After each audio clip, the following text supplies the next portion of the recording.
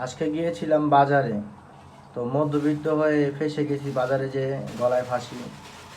তো এই দেখুন চিংড়ি মাছ, গলদা চিংড়ি। এখানে মাছ কিনেছি হচ্ছে বেলে মাছ। তো এটা নদীর বেলে মাছ। আর এটা হচ্ছে আপনার মলা মাছ। এই মলা মাছ খেলে অনেক উপকারিতা, চোখের জ্যোতি বাড়ে। এবং নিয়েছি হচ্ছে গরিবের পাঙ্গাস। তো পাঙ্গাস খেতে আমার খুবই ভালো লাগে, মজা লাগে। কার কাছে কেমন লাগলো তা আমি জানি না, আমাকে যা ভালো লাগে আমি তাই খাই। আর এখানে গলদা চিংড়ি তো দেখতেই পাচ্ছেন। আর এটা হচ্ছে গরুর মাংস।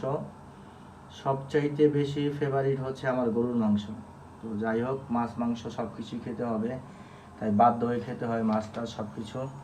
আর এখানে নিয়ে এসেছি আপনার, এগুলো হচ্ছে তাজা সিম।